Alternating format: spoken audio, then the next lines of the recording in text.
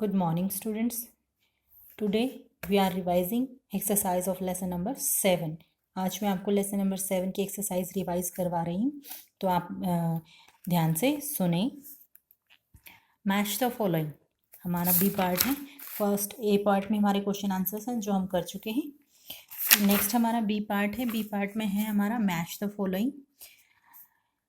Welds, ये grasslands के name दिए हुए हैं और साथ में यहाँ कॉन्टिनेंट्स के नेम दिए हैं। कौन सा ग्रासलैंड कौन से कॉन्टिनेंट में है तो यहाँ दिया गया है।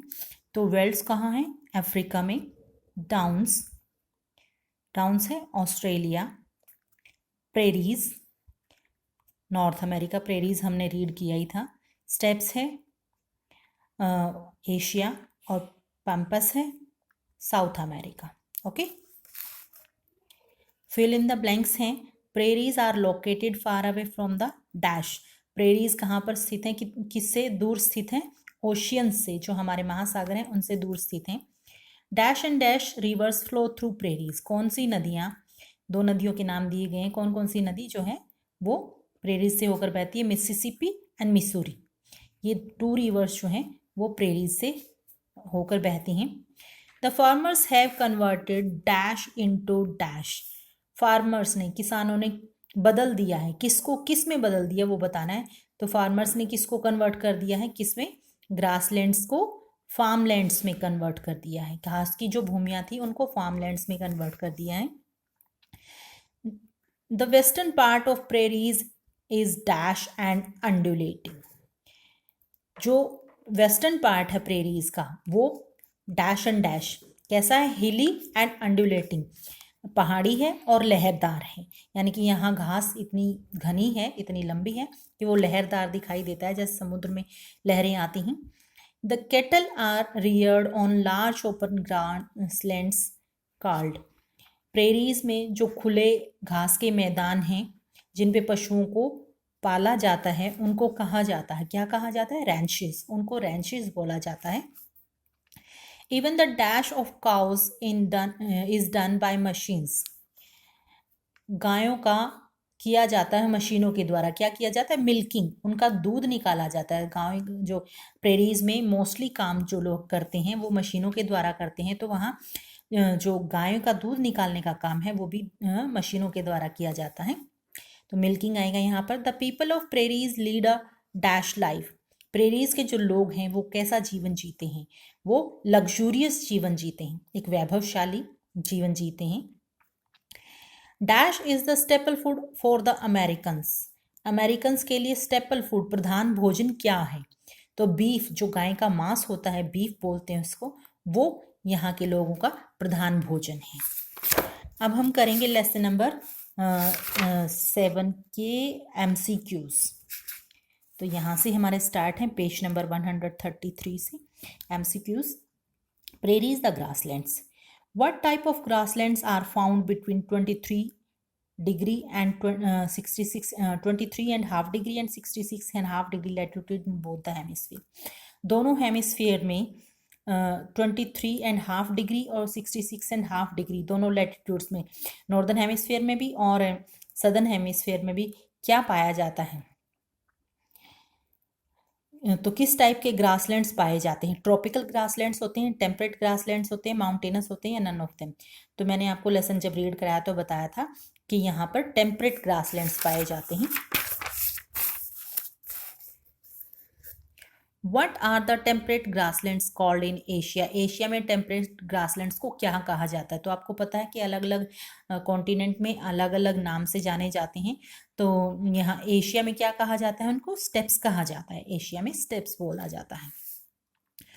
Where are the prairies found? Prairies कौन से कॉन्टिनेंट में पाए जाते हैं? South America, North America, Australia, none of them. तो हमारे प्रेरीज जो है नॉर्थ अमेरिका में पाए जाते हैं।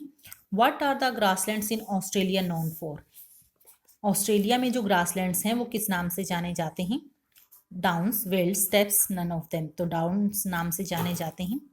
What type of climates do prairies have? Prairies में किस प्रकार का क्लाइमेट पाया जाता है? Cold, hot, extreme, none of them. तो वहाँ पर एक्सट्रीम टाइप का क्लाइमेट पाया जाता है, यानी कि गर्मियों में बहुत अधिक गर्मी और सर्दियों में बहुत अधिक सर्दी होती है। What are the prairies famous as called in the world. Prairies पूरे संसार में किस नाम से फेमस है, उनको किस नाम से जाना जाता है? व्हीट बास्केट के नाम से। ना मैज प्रोड्यूसर भी नहीं कहा जाता, कैटल वेल्थ भी नहीं, नन ऑफ देम, तो व्हीट बास्केट के नाम से जाना जाता है उनको।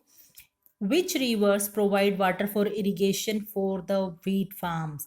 अभी आपने रीड किया था कि कौन कौन सी नदियां जो हैं वो प्रेरीज से होकर बहती हैं, तो मिसिसिपी और मिसूरी रिवर्स जो हैं ये दोनों नदियां प्रेरीज से होकर बहती हैं और ये इरिगेशन के लिए पानी पहुंचाती हैं। To which land have the farmers converted the grasslands. किसानों ने ग्रासलैंड्स को किस चीज़ में बदल दिया है, तो हम एक्सरसाइज में भी रीड कर चुके हैं। तो किसानों ने किस चीज़ में चेंज कर दिया है ग्रासलैंड्स को? फार्मलैंड्स में कर दिया है। What are the open grasslands called in prairies. Prairies में ओपन ग्रासलैंड्स को क्या कहा जाता है, ये भी हम एक्सरसाइज में लर्न कर चुके हैं। तो उनको क्या कहा जाता है? रैंचेस बोला जाता है। Cattle are mainly reared for. जो प्रेरीज है वहाँ पर पशुओं को मुख्य रूप से क्यों पाला जाता है? बीफ, मिल्क, वूल और नन ऑफ देम। तो बीफ जो है गाय का मांस जो वहाँ के लोग खाते हैं, तो बीफ के लिए वहाँ पशुओं को पाला जाता है। नेक्स्ट है हमारा question number 11। What is Chicago famous for. Chicago क्यों प्रसिद्ध है?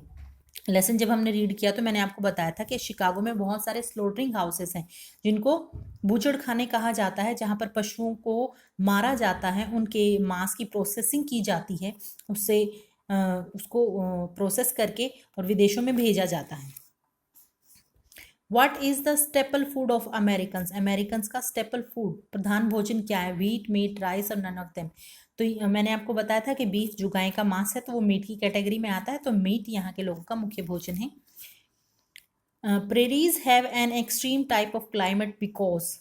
प्रेरीज में एक्सट्रीम टाइप ऑफ क्लाइमेट है क्योंकि they are located far away from the oceans, क्योंकि ये महासागरों से बहुत ज़्यादा दूरी पर हैं, इसीलिए। They are located near the oceans, क्योंकि ओशियंस के पास तो है ही नहीं, ये तो उल्टा हो गया।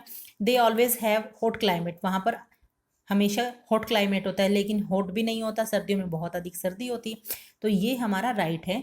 दे are located far away from the oceans. Okay. Which grazing animals are found in the prairies grassland. Prairie grassland में कौन से ग्रेजिंग एनिमल्स, चरने वाले पशु पाए जाते हैं? बिसॉन्स, stags, zebras, all of these. तो ये सारे पशु पाए जाते हैं, बिसॉन्स भी पाए जाते हैं, स्टैग्स भी, जेब्रास भी पाए जाते हैं, तो यहाँ हम टिक करेंगे ऑल ऑफ दीज। और लास्ट क्वेश्चन है हमारा, the dash part of the prairies is हिली एंड अंडुलेटिंग।